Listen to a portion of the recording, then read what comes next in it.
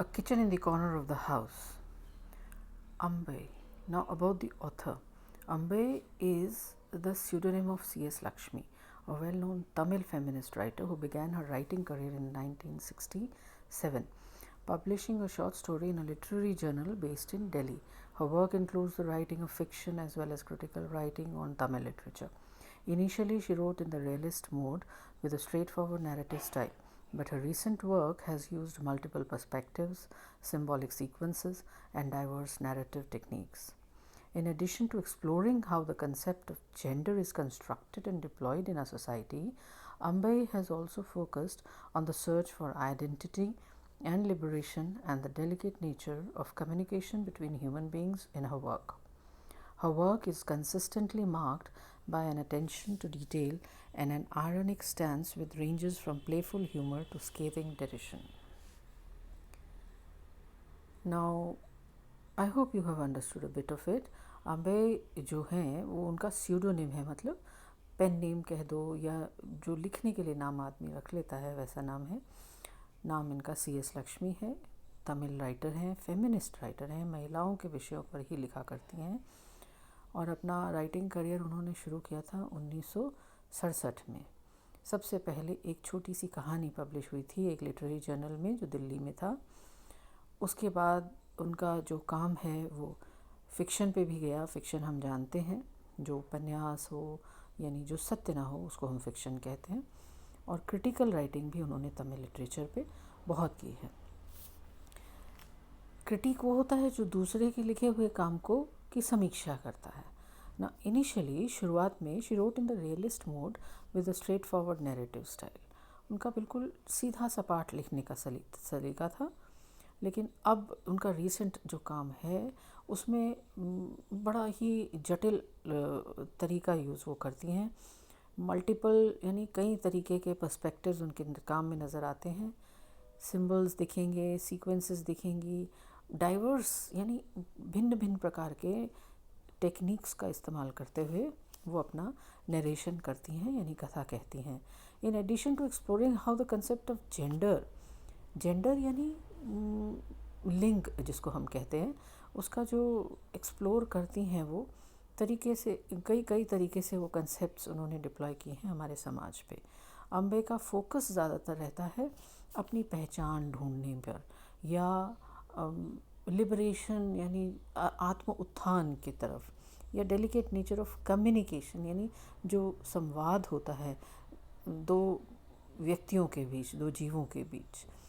उनका काम जो है लगातार हम देख रहे हैं कि बहुत छोटी छोटी डिटेल्स की तरफ ज़्यादा ध्यान देती हैं वो, और उनका जो स्टैंस है वो बहुत आयरॉनिक है यानी व्यंग्यात्मक है और बड़ा ही खूबसूरत तरीके से खेलती हैं वो अपनी कहानियों से, अपने पात्रों से। अब ये जो कहानी है इसके बारे में अगर हम पढ़ें तो देखेंगे कि ये जो कहानी है, it is a swift first reading of this short story will create the impression that there here is a tale of family life full of gentle humour, affection and concern. अगर आप पढ़ेंगे तो आपको लगेगा कि एक परिवार की कहानी है जो आपस में बड़े प्रेम से रहते हैं और थोड़ा बहुत हंसी मजाक भी है, लेकिन फिर भी अफेक्शन है, एक दूसरे के प्रति परवाह है, लगाव है। The savage critique of the patriarchal underpinnings does not impinge on the consciousness unless close attention is paid to the ways in which each episode is structured and the ways in which the balance of power sways between and is manipulated by the many women in the tale. और अगर आप देखेंगे कि इसमें ये जो पितरात्मक सत्ता होती है उस समाज की, जिसमें पुरुष प्रधान होता है और उसी की घर में सत्ता चलती है, उसका क्रिटिसिज्म है आप देखेंगे। और कोई बहुत माइल्ड नहीं है, सटल नहीं है, बहुत ही स्पष्ट और बड़ा ही सैवेज क्रिटिक है पैट्रियार्कल अंडरपाइनिंग्स का। लेकिन फिर भी वो हम नहीं समझ पाते कि ये क्या कहानी चल रही है जब तक कि हम बहुत बारीकी से डिटेल पे ध्यान नहीं देते कि कैसे उन्होंने हर पैराग्राफ में और हर एपिसोड में स्ट्रक्चर करके बताया है, कैसे बैलेंस होता है पार का। दिखता है कि महिलाओं की सत्ता का विवरण यहाँ इस कहानी में हो रहा है, जबकि है ये पितरात्मक सत्ता, लेकिन जो थोड़ी सी सत्ता पुरुष की वजह से महिला को मिलती है, उसमें भी कैसे बंदरबाट होती है, इसका आप इस कहानी में जायज़ा ले सकते हैं।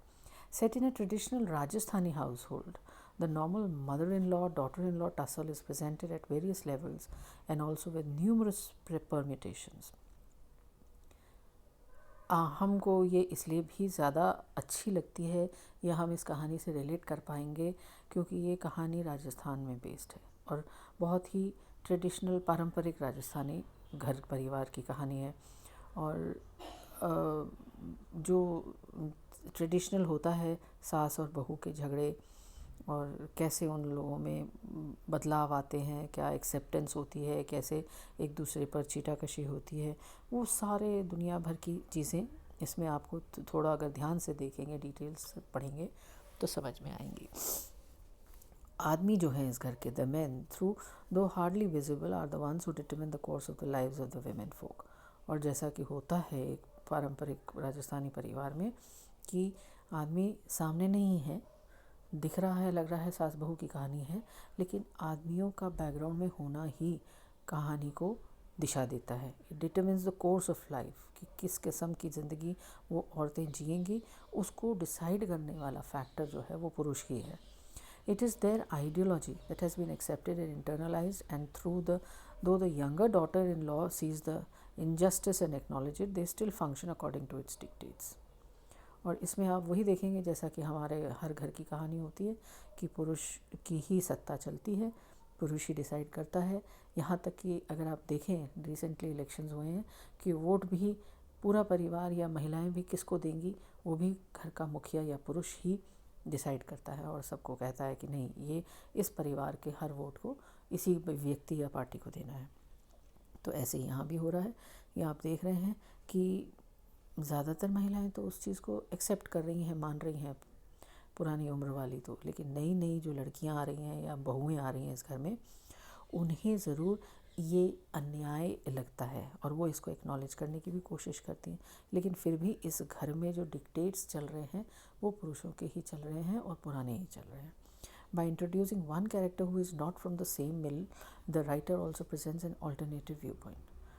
और एक चरित्र इसमें ऐसा आएगा जो बहू है, जो ना तो राजस्थान की है और बहुत पढ़ी लिखी है, नौकरी पेशा भी है, तो उसका एक अलग व्यू कि कैसे इस परिवार में वो एडजस्टमेंट ये बिठाती है या बदलाव लाती है, ये देखने की बात है।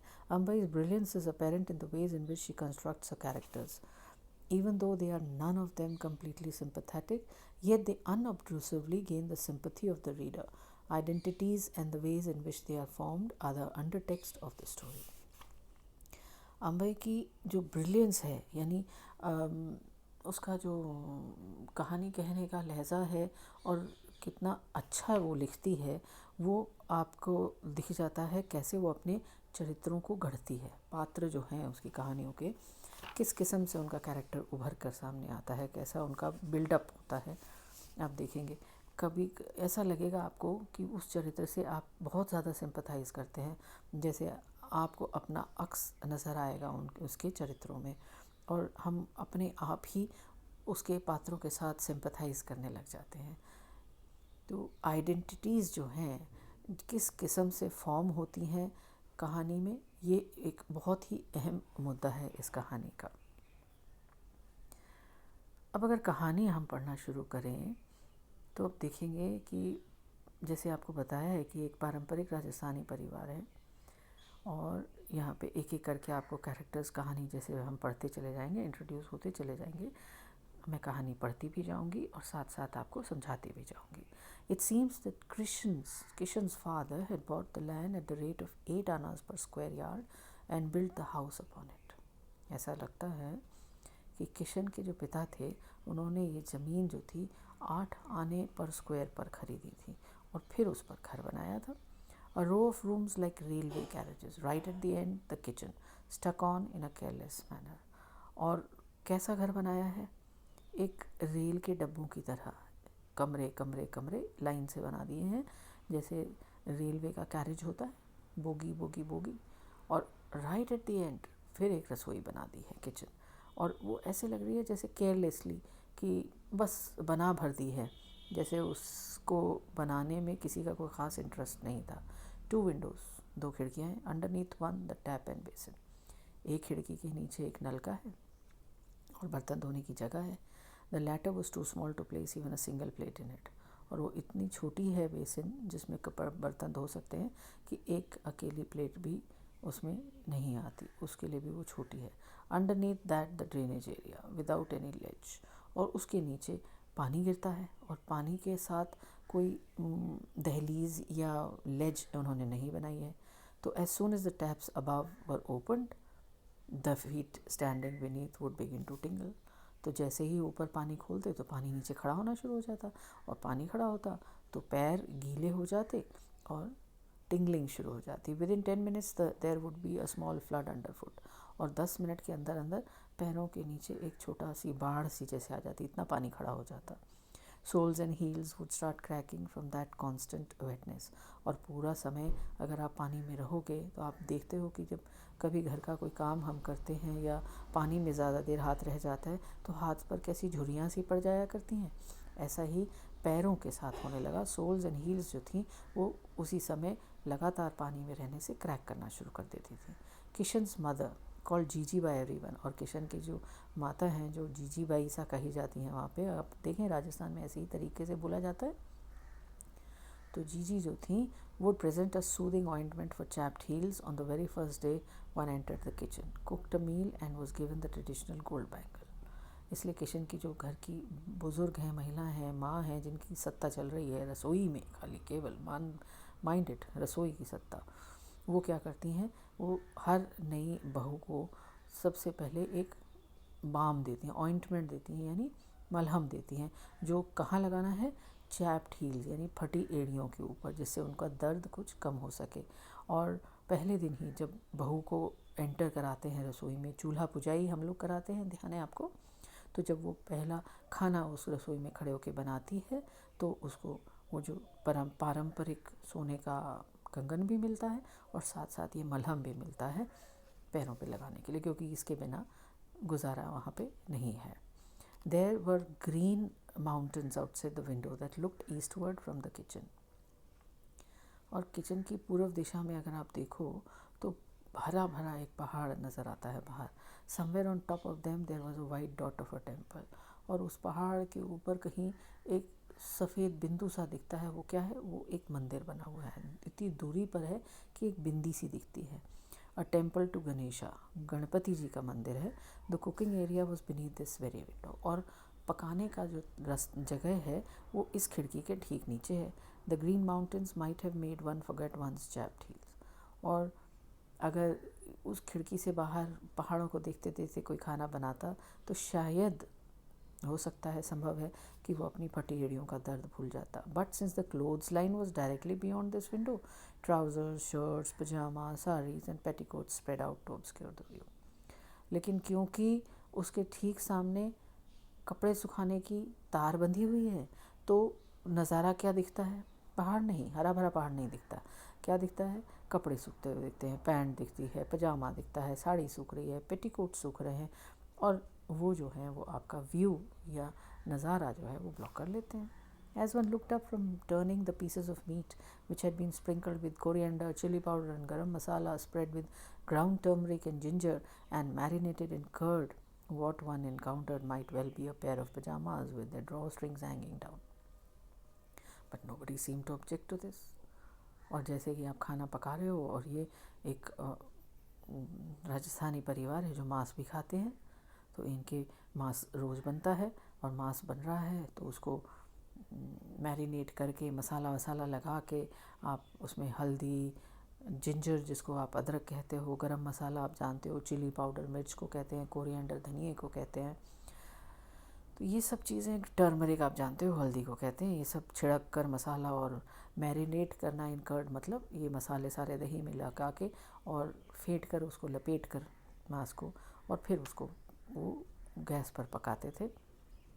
तो पकाते पकाते अगर नज़र पड़ गई आपकी खिड़की पर तो दिखेगा क्या आपको, शायद एक पजामा नाड़े समेत लटकता हुआ, और वो तो कोई बड़ा खूबसूरत नज़ारा होगा नहीं। पर कोई एतराज़ ही नहीं करता था इस पर। There style of life did Indeed encompass the kitchen, was woven around the concept of the kitchen. और ये इतना खाने पीने के शौकीन लोग हैं कि उनका जो लाइफ स्टाइल है वो एक्चुअली रसोई के इर्द गिर्द ही घूम रहा है, उसी के इर्द गिर्द ताना बाना बुना हुआ है। कब क्या बनेगा, क्या खाना है, उसी पर ज़िंदगी टिक रही है। फिर भी रसोई इम्पॉर्टेंट नहीं है। क्यों? क्योंकि घर की महिलाएं ही रसोई में काम करती हैं और महिलाओं को सुविधा देने का तो रिवाज ही नहीं है। The lineage had a reputation for its love of food and drink. और राजस्थानी जो है खाने के शौकीन होते हैं, ये हम सब जानते हैं, और खाने के साथ साथ पीने के भी शौकीन है ये परिवार। They were people who enjoyed the pleasures and experiences of life. ये वो लोग हैं जो ज़िंदगी जीना जानते हैं। In fact, at their wedding, Kishan's and hers, the one thing the Ajmer relations objected to was that no sort of alcoholic drink was served to anyone. In fact, बल्कि कारण तो ये है कि जब इनका विवाह हुआ, ये जो कहानी आप देख रहे हैं कौन सुना रहा है? किशन की पत्नी शायद सुना रही है ना? क्योंकि कहा है ना किशन्स एंड हर्स, यानी किशन की और उसकी शादी। उसकी किसकी? खुद की, स्वयं की। तो हर जब वो कहती है तो यहाँ हमें ये समझ में आ जाता है कि कहानी सुनाने वाला कौन है? किशन की पत्नी।